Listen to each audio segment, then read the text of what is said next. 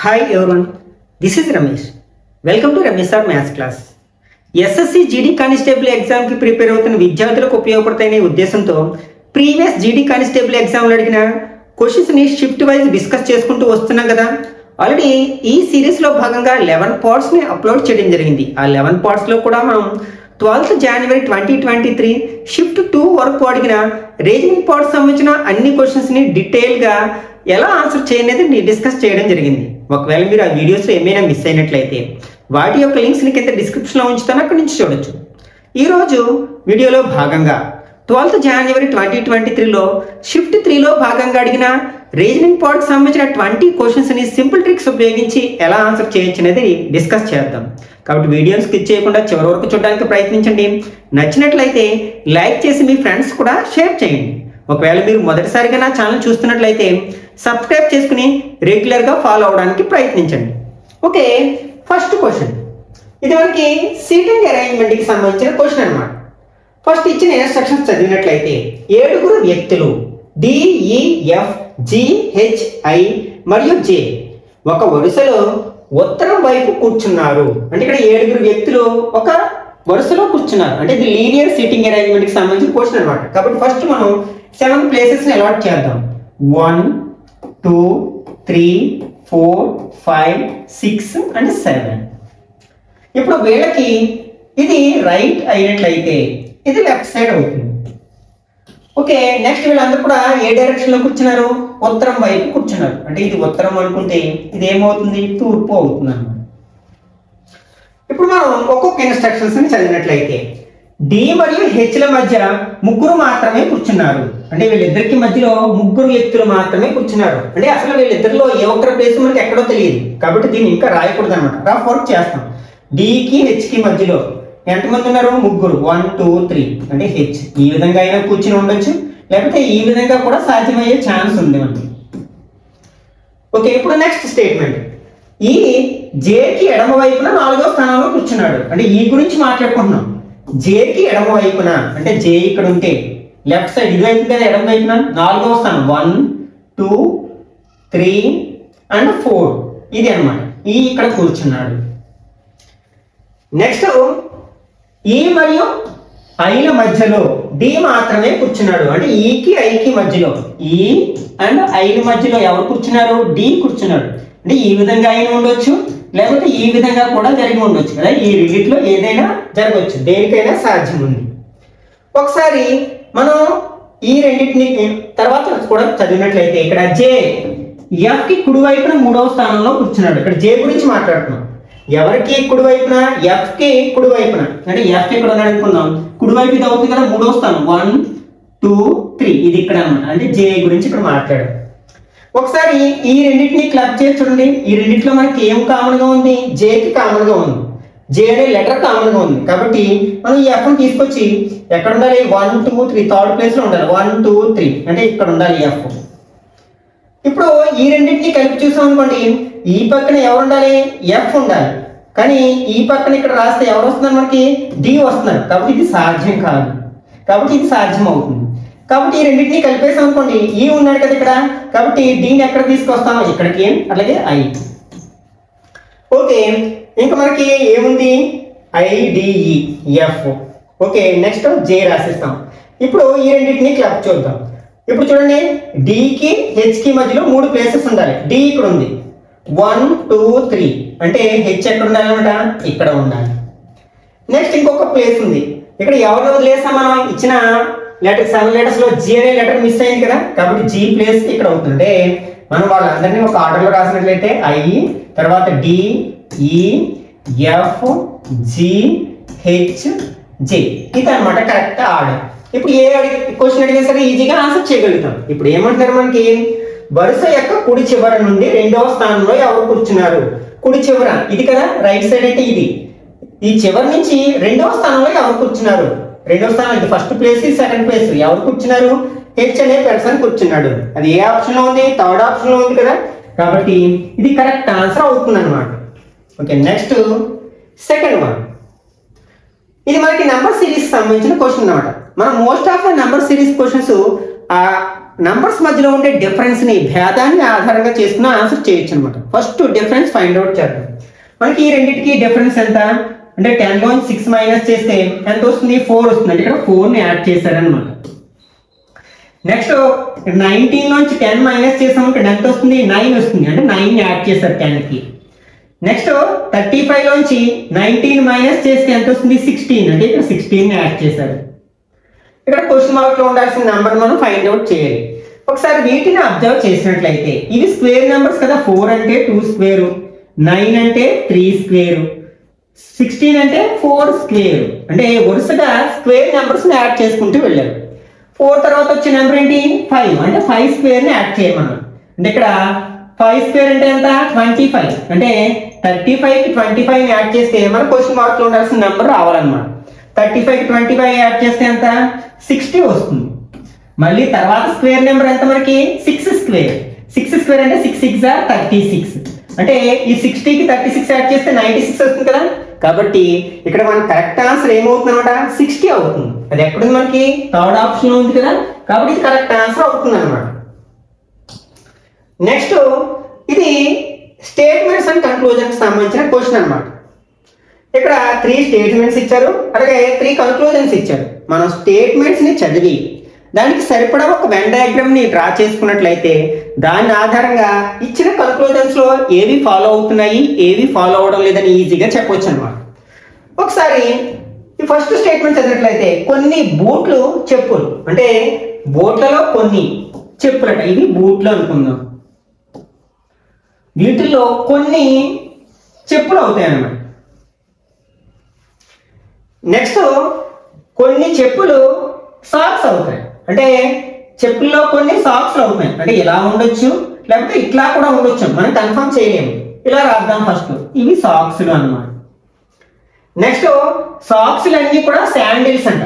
Socks అన్ని కూడా sandals అంటే ఈ సాక్స్ శాండిల్స్ లో ఉండాలి. ఇవి శాండిల్స్ అన్నమాట. ఓకే, ఇప్పుడు ఇచ్చిన స్టేట్మెంట్స్ ఆధారంగా మనం ఇలా వెన్ డయాగ్రామ్ డ్రా చేసుకున్నాం. ఇప్పుడు కన్క్లూజన్ చదువుదాం. ఫస్ట్ కన్క్లూజన్, కొన్ని శాండిల్స్ బూట్లు. అంటే శాండిల్స్ అంటే ఇవి కదా, శాండిల్స్, ఇవి సాక్స్లు. ఓకే, ఇక్కడ ఏమన్నాడు మనకి? శాండిల్స్, కొన్ని శాండిల్స్ బూట్లు అవుతాయి అన్నాడు. ఇవి శాండిల్స్ డయాగ్రామ్, ఇది సర్కిల్, బూట్లు. ఇవి రెండింటికి మనకి రిలేషన్ ఉండొచ్చు, రిలేషన్ ఉండకపోవచ్చు. ఇచ్చిన స్టేట్మెంట్స్ ఆధారంగా దాన్ని డిసైడ్ చేయలేదు, కాబట్టి ఇది ఫాలో కావడం లేదు. నెక్స్ట్ కొన్ని శాండిల్స్ చెప్పులు. కొన్ని శాండిల్స్ లో కొన్ని చెప్పులు అవుతాయి. ఇవి ఈ భాగంలో ఉన్న శాండిల్స్ చెప్పులు అవుతాయి కదా, కాబట్టి ఈ కన్క్లూజన్ ఫాలో అవుతుంది. నెక్స్ట్ కొన్ని సాక్స్ బూట్లు. సాక్స్ లో కొన్ని బూట్లు, ఇది కూడా మనం డిసైడ్ చేయలేం కదా. రెండింటికి మనం డ్రా చేసిన డయాగ్రామ్ ప్రకారం ఇలా ఉండొచ్చు, లేకపోతే ఇలా కూడా ఉండవచ్చు. అది మనం ఇచ్చిన స్టేట్మెంట్స్ ఆధారంగా చెప్పలేము, కాబట్టి ఈ కంక్లూజన్ కూడా ఫాలో అవడం లేదు. అంటే ఇక్కడ ఓన్లీ సెకండ్ కంక్లూజన్ మాత్రమే ఫాలో అవుతుంది. అది ఏ ఆప్షన్ లో ఉంది? ముగింపు 2 మాత్రమే అనుసరిస్తుంది. ఫస్ట్ ఆప్షన్ లో ఉంది కదా, కాబట్టి ఇది కరెక్ట్ ఆన్సర్ అవుతుంది అనమాట. Okay, next fourth one. ఇది నంబర్ అనాలజీకి సంబంధించిన క్వశ్చన్ అనమాట. ఇక్కడ మనకి ఒక పేరు ఇచ్చారు, నెక్స్ట్ మరొక పేరు. ఇక్కడ థర్డ్ పేర్ లో ఒక నెంబర్ ప్లేస్ లో క్వశ్చన్ మార్క్ ఇచ్చారు. ఆ నెంబర్ ని మనం ఫైండ్ అవుట్ చేయాలి. ఈ రెండింటికి మనకి ఏ విధమైన సంబంధం ఉందో అదే విధమైన సంబంధం ఈ రెండు కలిగి ఉంటాయి. అలాగే క్వశ్చన్ మార్క్ లో ఉండాల్సిన నెంబర్ ఈ నెంబర్ కలిగి ఉంటాయి అన్నమాట.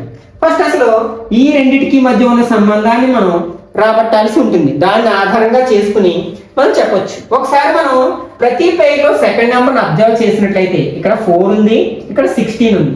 ఇవి రెండు కూడా స్క్వేర్ నెంబర్స్, కాబట్టి క్వశ్చన్ మార్క్ లో ఉండాల్సిన నెంబర్ కూడా స్క్వేర్ నెంబర్స్ అని మనం ఊహించవచ్చు అనమాట. మనం ఇచ్చిన ఆప్షన్స్ లో స్క్వేర్ నెంబర్ ఒకటే ఉంది, 9, కాబట్టి ఇది ఆన్సర్ అవడానికి ఛాన్స్ ఉందన్నమాట. మరొక విధంగా చెక్ చేద్దాం. ఇది 4 అంటే ఏంటి? 2 స్క్వేర్. అలాగే 16 అంటే ఎంత? 4 స్క్వేర్. ఇప్పుడు ఈ నెంబర్ కి అలాగే ఈ 4 కి 36 కి ఏమైనా సంబంధం ఉందేమో ఒకసారి అబ్జర్వ్ చేసినట్లయితే ఈ 2 ని మనం 9 తో మల్టిప్లై చేసినట్లయితే 2 9s are 18 వస్తుంది. అలాగే 4 ని కూడా మనం 9 తో మల్టిప్లై చేసాం అనుకోండి, 4 9s are 36 వస్తుంది.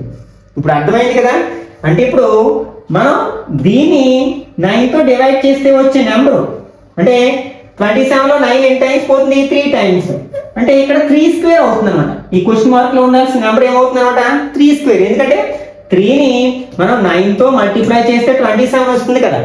కాబట్టి ఇక్కడ మనకి ఆన్సర్ ఏమవుతుంది అనమాట 9 అవుతుంది. ఎక్కడ ఉంది మనకి సెకండ్ ఆప్షన్ ఉంది కాబట్టి ఇది కరెక్ట్ ఆన్సర్ అవుతుంది అనమాట.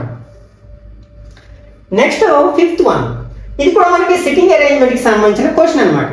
ఇక్కడ మనకి 6 స్నేహితులు అమన్, విప్లవ్, చిరంతన్, దివ్య, ఎలిజబెత్ మరియు ఫిరోజ్ వృత్తాకార టేబుల్ చుట్టూ కూర్చుని ఉన్నారు. అంటే ఫేసింగ్ సెంటర్ అన్నారు కాబట్టి లోపల వైపు చూస్తూ కూర్చున్నారు. అంటే ఇది మనకి సర్క్యులర్ సీటింగ్ అరేంజ్మెంట్ కాబట్టి ఒక సర్కిల్ వేసుకుందాం. ఇక్కడ ఎంతమంది ఫ్రెండ్స్ ఉన్నారు 6 మెంబర్స్. అందరూ లోపల వైపు చూస్తున్నారు కాబట్టి మనం 6 మెంబర్స్ అలాట్ చేద్దాం.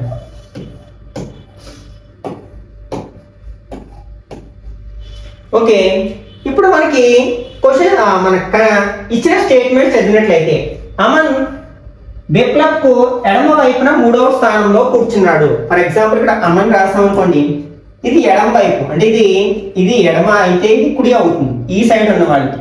మీరు ఆపోజిట్ వాళ్ళకి ఇది ఎడమ అయితే ఇది కుడి అవుతుంది అన్నమాట. ఓకే, ఇప్పుడు ఏం చెప్తున్నాడు అమన్ విప్లవ్ కు ఎడమ వైపున 3వ స్థానంలో కూర్చున్నాడు. అంటే అమన్ గురించి మాట్లాడుతున్నాం విప్లవ్ కు. అంటే ఫర్ ఎగ్జాంపుల్ ఇక్కడ విప్లవ్ రాస్తే ఒకవేళ మనం ఇక్కడ అమన్ రాయాలి 1 2 3 3వ స్థానం అంటే అది కదా. ఓకే, నెక్స్ట్ చిరంతన్ అమన్ యొక్క తక్షణ పొరుగువాడు. తక్షణ పొరుగువాడు అంటే ప్రక్కనే కూర్చున్నాడు అనమాట. అంటే ఈ చింతన్ అనే వ్యక్తి అమన్ కి ఈ సైడ్ అయినా ఉండొచ్చు లేకపోతే ఈ సైడ్ అయినా ఉండే ఛాన్స్ ఉంది. పక్కవాడు అంటే 2 పక్కలు ఎక్కడైనా కూర్చుని ఉండవచ్చు కదా. ఓకే, నెక్స్ట్ ఇది కూడా మనం డిసైడ్ చేసాం. నెక్స్ట్ ఎలిజబెత్ దివ్య యొక్క కుడివైపున 2వ స్థానంలో ఉంది. ఎలిజబెత్ గురించి మాట్లాడుతున్నాం. ఎలిజబెత్ ఎవరికి దివ్యకి కుడివైపున 2వ స్థానం ఉంది. దివ్య కుడివైపున 2వ స్థానం అంటే ఎలిజబెత్ ఇక్కడ ఉంటుంది అనమాట. ఇక్కడ దివ్య డిసైడ్ అవ్వలేదు, అంటే దివ్యకి ఎలిజబెత్కి మధ్యలో ఒకటి ఉండాలి. ఓకే, మనం వీళ్ళిద్దరిని ఈ సైడ్ మనకి 3 ప్లేసెస్ లేవు. మొత్తం ఎన్ని ఉన్నాయి 3 ప్లేసెస్. ఈ సైడ్ కూడా 3 ప్లేసెస్ లేవు. 2 ప్లేసెస్ ఉన్నాయి. కాబట్టి ఖచ్చితంగా వీళ్ళిద్దరూ కూడా ఈ బికు 2 చెరువైపున ఉండాలి లేకపోతే ఏకి చెరొక వైపున ఉండాలి. ఎందుకంటే వీళ్ళు ఈ సైడ్ వచ్చే ఛాన్స్ లేదు ఈ సైడ్ వచ్చే ఛాన్స్ లేదు కాబట్టి. ఓకే, ఇప్పుడు మనం ఒకవేళ ఇక్కడ రాసాం అనుకోండి ఇది కుడి వైపున, అప్పుడు ఈ ఎక్కడ వస్తుంది ఇక్కడికి వస్తుంది.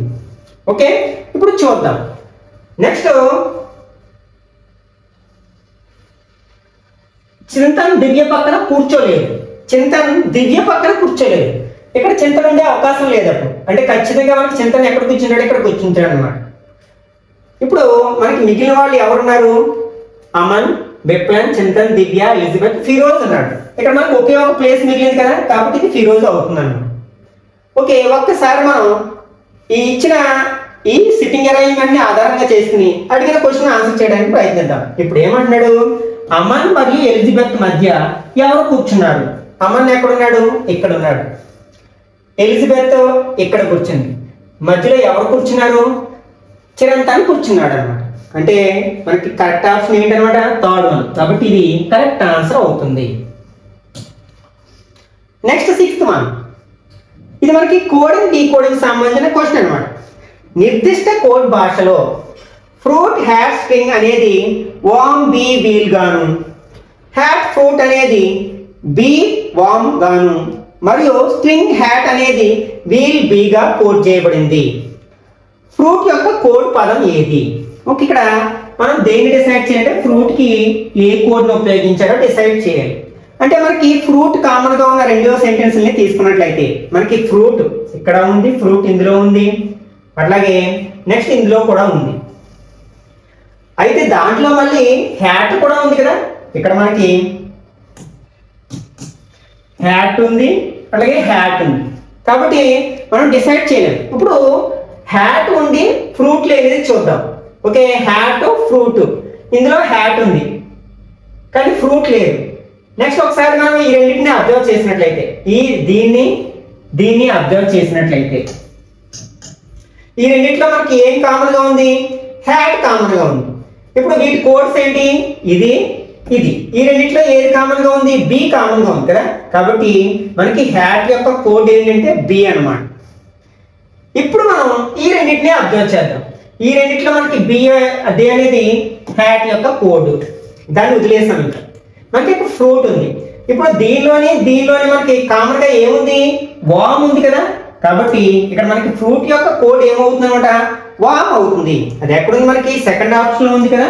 కాబట్టి ఇది కరెక్ట్ ఆన్సర్ అవుతుంది. Okay, next seventh one. ఇది మనకి డైస్ కి సంబంధించిన క్వశ్చన్ అన్నమాట. ఇక్కడ మనకి ఒకే డైస్ యొక్క రెండు పొజిషన్స్ యొక్క ఫిగర్స్ ని ఇవ్వడం జరిగింది. అందులో మనకి అడిగిన క్వశ్చన్ ఏంటంటే ఈ ఓ అని చూపుతున్న ముఖానికి ఎదురుగా ఉన్న ముఖంపై ఉన్న సంఖ్య లేదా గుర్తు అన్నమాట. ఇక్కడ ఆ గుర్తు ఏంటనేది మనం ఫైండ్ అవుట్ చేయాల్సి ఉందన్నమాట. ఈ రెండిట్లో మనకి కామన్ గా ఉన్న లెటర్ ఏంటి?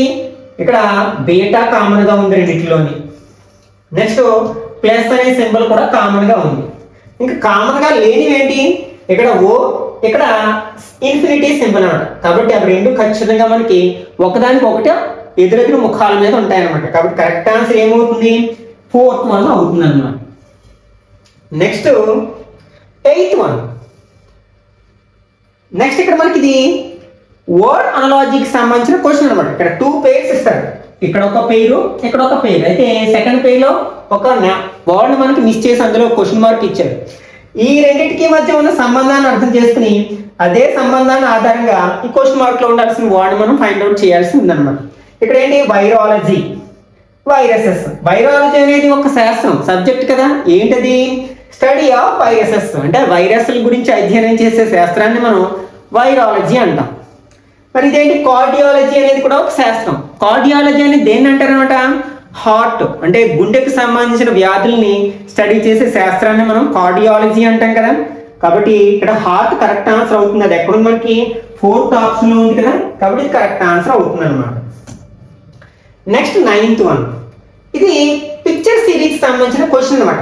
ఇందులో ఉన్న సింబల్స్ కావచ్చు, లెటర్స్ కావచ్చు, నంబర్స్ కావచ్చు ఏ విధంగా మూవ్ అవుతున్నాయి, ఏ విధంగా రొటేట్ అవుతున్నాయి అనే కాన్సెప్ట్ ని బేస్ చేసుకుని ఈ పిక్చర్ సిరీస్ సంబంధించిన క్వశ్చన్స్ చాలా ఈజీగా ఆన్సర్ చేయొచ్చు. ఫస్ట్ మనం ఏదో ఒక సింబల్ ని కానీ లేకపోతే ఏదో ఒక లెటర్ ని కానీ మనం బేస్ చేసుకుని కొన్ని ఆప్షన్స్ ని ఎలిమినేట్ చేయడానికి ప్రయత్నించాలి. తద్వారా మనం కొంత సమయాన్ని సేవ్ చేసుకోవచ్చు అనమాట. ఓకే, ఇక్కడ మనకి ఈక్వాలిటీ ఉంది.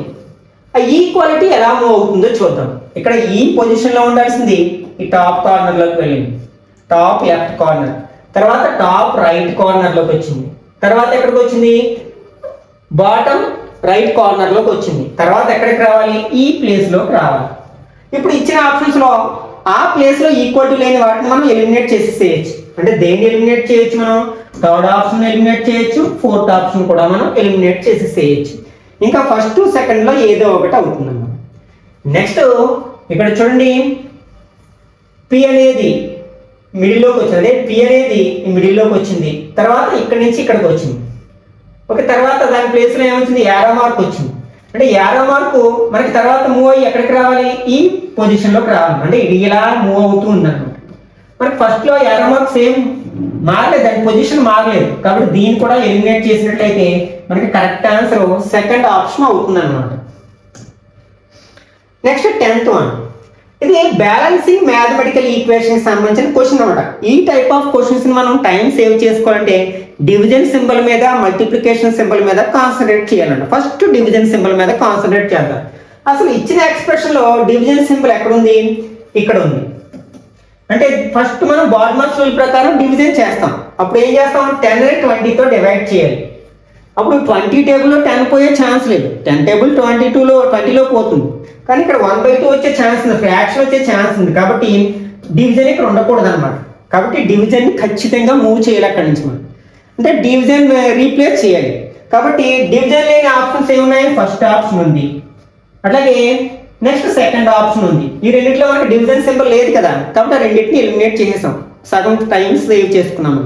ఇప్పుడు మిగిలిన రెండింటిని అబ్జర్వ్ చేసినట్లయితే ఇప్పుడు ప్లస్ ప్లేస్ లో డివిజన్ పెట్టామనుకోండి, ఇక్కడ ప్లస్ ప్లేస్ లో మనం డివిజన్ పెట్టాం, ఇక్కడ డివిజన్ పెట్టామనుకోండి, అప్పుడు 120లో 18 టేబుల్ పోతుందా? పోదు కదా. కాబట్టి మనం దీన్ని కూడా మనం ఎలిమినేట్ చేసేసేయాలి. 4th ఆప్షన్ కరెక్ట్ అనేది అర్థమైపోతుంది అనమాట. ఒకసారి చెక్ చేసి చూద్దాం. అంటే మనం ఏం చేయాలి? ఇక్కడ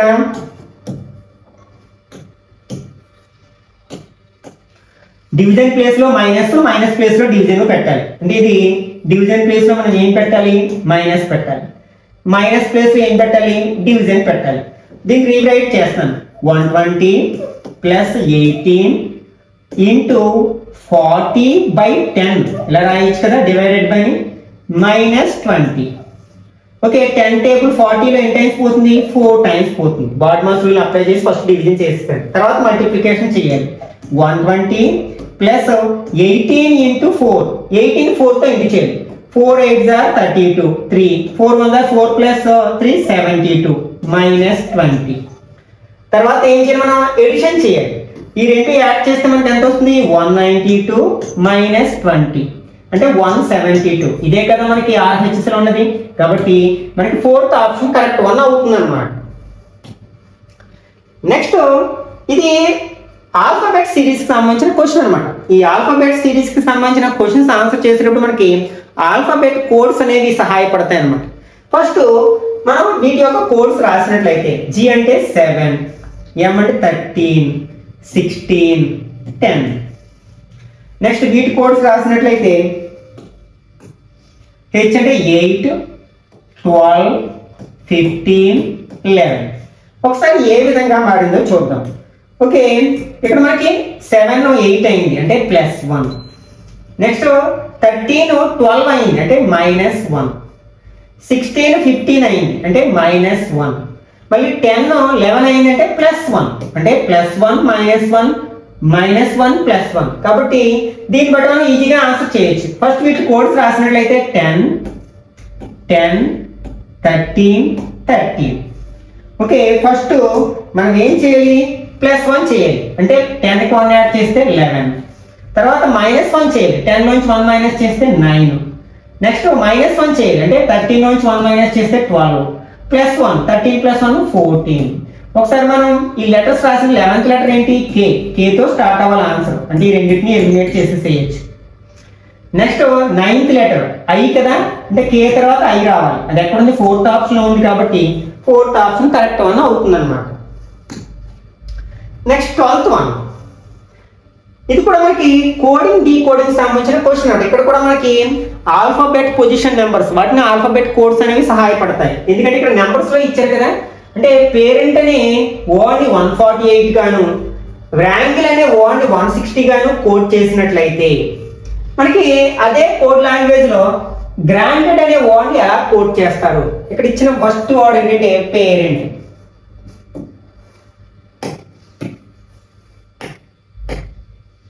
ఫస్ట్ వర్డ్ ఏంటి, పేరెంట్, PARENT. దీని కోడ్ ఏమి ఇచ్చారు మనకి, 148 అని ఇచ్చారు. ఒకసారి ఈ ఆల్ఫాబెట్స్ యొక్క కోడ్స్ రాసినట్లయితే 16 1, నెక్స్ట్ 18 5 14 20. వీటిలన్నిటిని యాడ్ చేసి చూద్దాం. యాడ్ చేసినట్లయితే ఎంత వస్తుందో ఒకసారి అబ్జర్వ్ చేసినట్లయితే 20 34 39 49 57 58 68 నెక్స్ట్ 74. అంటే ఈ టోటల్ ఎంత వస్తుంది మనకి, 74 వస్తుంది. ఓకే, ఈ రెండింటికి ఏమైనా సంబంధం ఉందా అంటే 74ని మనం డబుల్ చేస్తే 148 వస్తుంది కదా. ఓకే, ఇప్పుడు సెకండ్ దాన్ని కూడా చెక్ చేద్దాం ఒకసారి. సెకండ్ ఏంటి, వ్రాంగిల్, WRANGLE. దీన్ని ఎలా కోడ్ చేశారు, 160 గా కోడ్ చేశారు. ఓకే, ఇప్పుడు కోడ్స్ రాసి చూద్దాం. W అంటే 23 18 1 14 7 12 5. వీటన్నిటిని యాడ్ చేసినట్లయితే ఇక్కడ 23 అంటే ఎంత అవుతుంది, 41 42 56 63 75 80 వచ్చింది. ఓకే, ఒకసారి రెండింటిని అబ్జర్వ్ చేద్దాం. 18 డబుల్ చేస్తే మనకి 160 వస్తుంది కదా, కాబట్టి ఇందులో ఉన్న లాజిక్ అర్థమైపోయింది. కాబట్టి ఇప్పుడు మనం దేని యొక్క కోడ్ ని రాబట్టాలి, granted, GRANTED.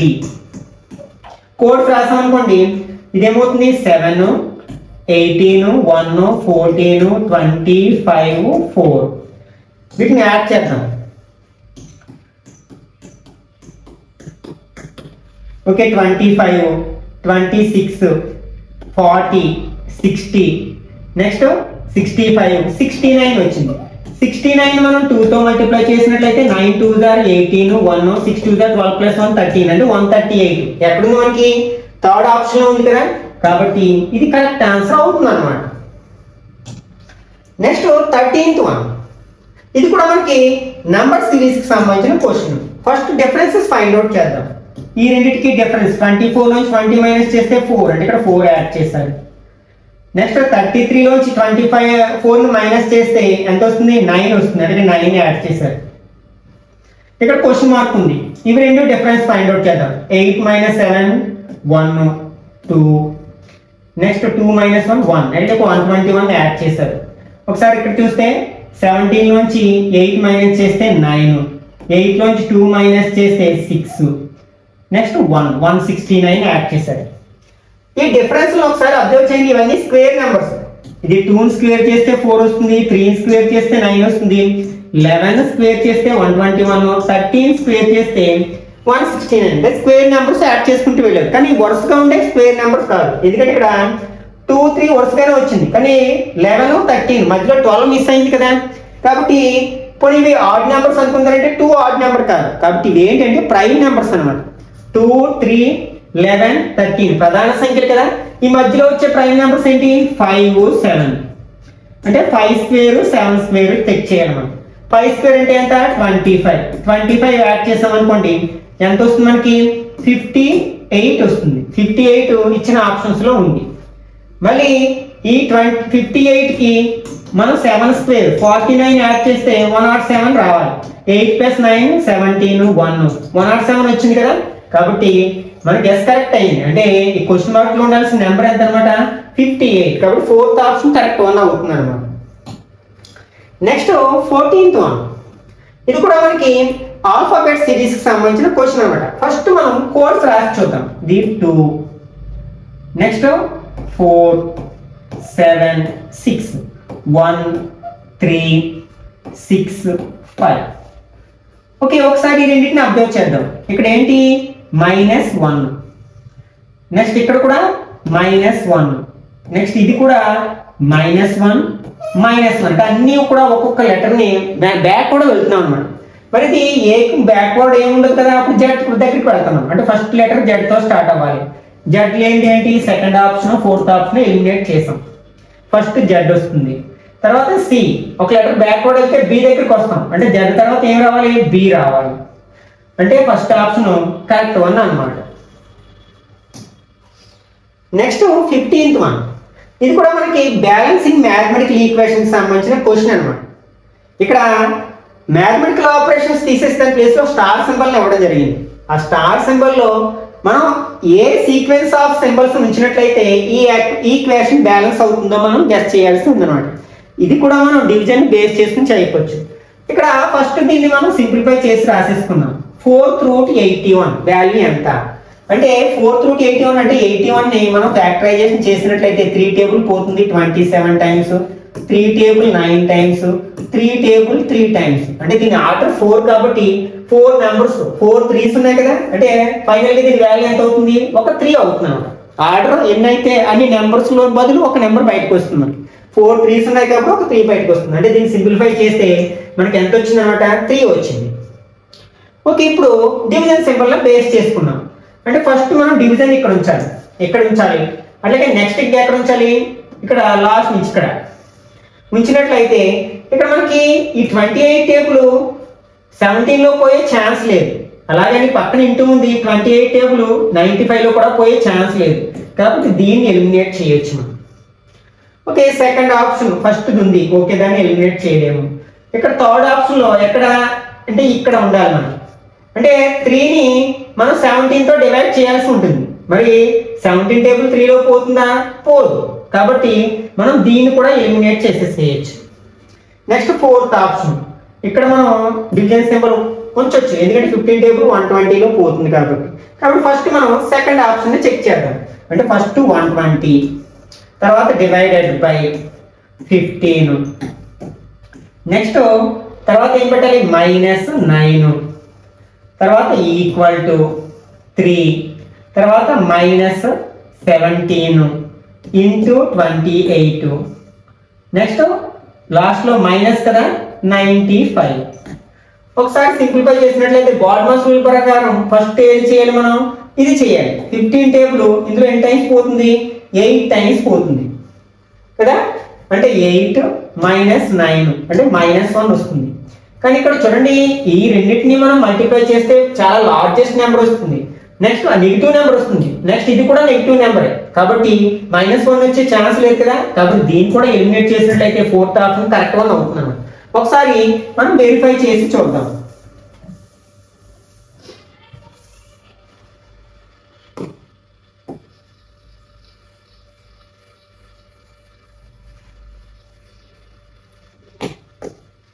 Okay, 4th option ఉన్న సింబల్స్ ఏంటి, 120 డివైడెడ్ బై 15 ఇంటూ 9 ప్లస్ ఇక్కడ 3 కదా దీని value 3 next into 17 minus 28 equal to 95. అంటే దీని అంతా సింప్లిఫై చేస్తే 95 రావాలి.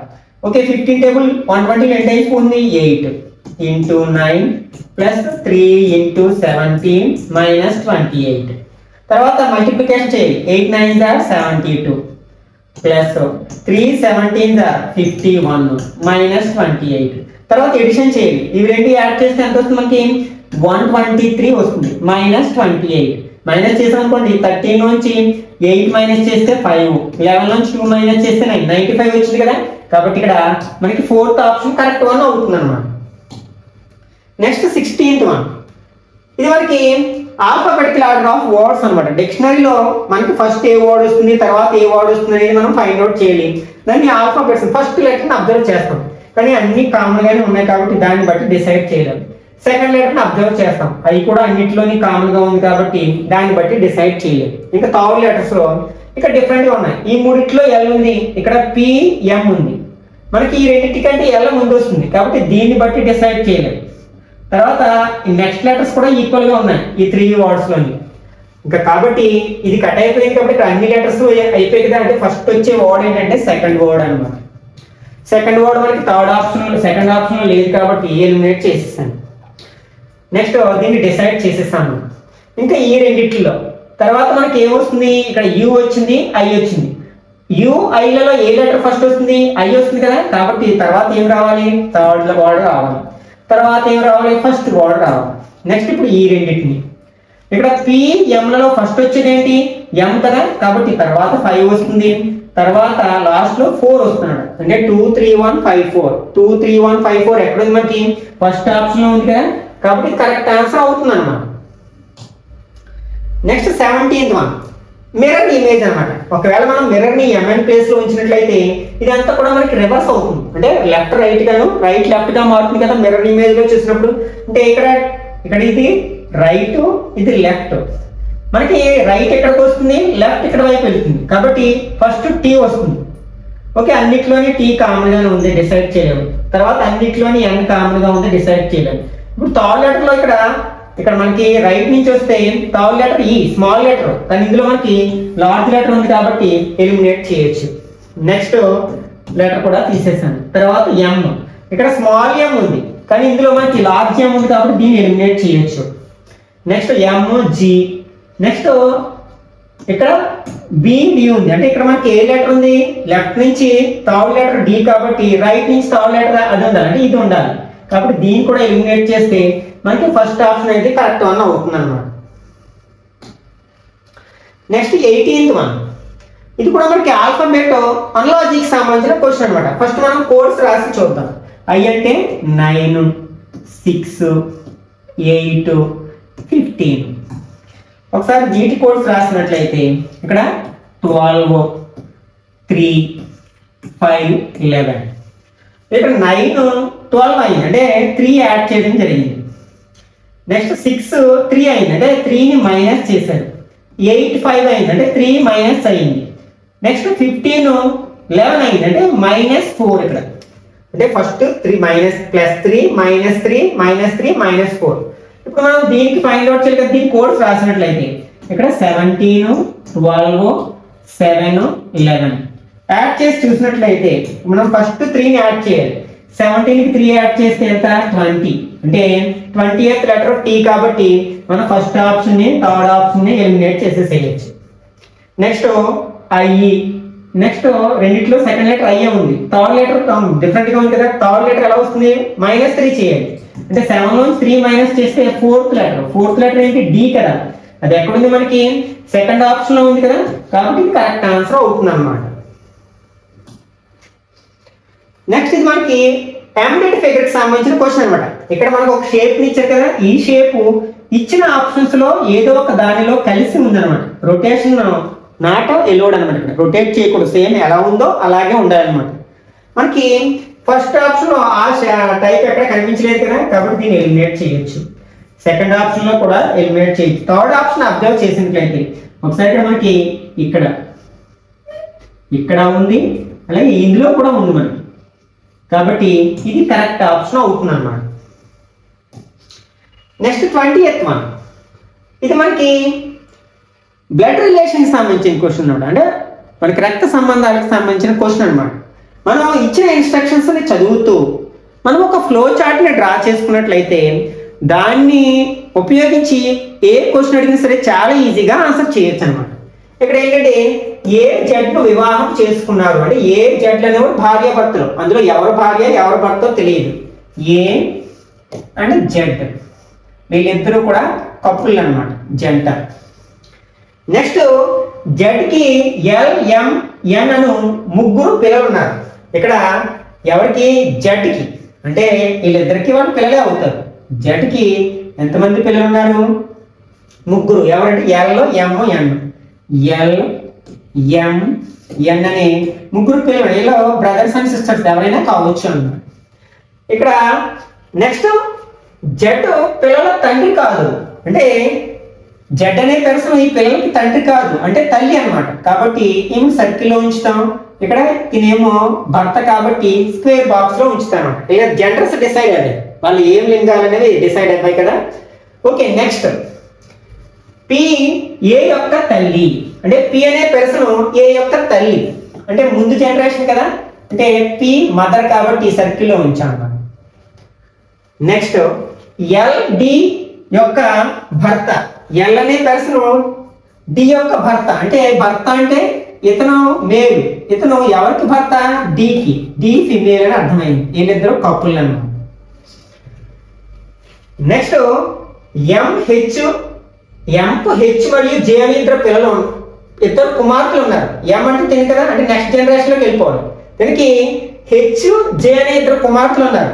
హెచ్ కుమార్తె అలాగే జే కుమార్తె, వీళ్ళిద్దరు జెండర్ మనకి డిసైడ్ అవ్వలేదు. ఇప్పుడు అడిగిన క్వశ్చన్ ఏంటి, జెడ్ పీకి ఏమవుతారు, ఈ జెడ్ అనే పర్సన్ పీకి ఏమవుతుంది, ఎవరు భర్త, భర్తకి మదర్ అంటే తిన భర్త యొక్క మదర్ ఇంకేమవుతుంది అంటే తిను ఈ పీకి ఏమవుతుంది ఇలా చూడాలన్నమాట. ఏమవుతుంది తిన కొడుకు యొక్క భార్య ఏమవుతుంది కోడలు అవుతుంది కదా, డాటర్ ఇన్ లా అవుతుంది. అది ఎక్కడుంది మనకి సెకండ్ ఆప్షన్ లో ఉంది కదా కాబట్టి ఇది కరెక్ట్ ఆన్సర్ అవుతుంది అన్నమాట.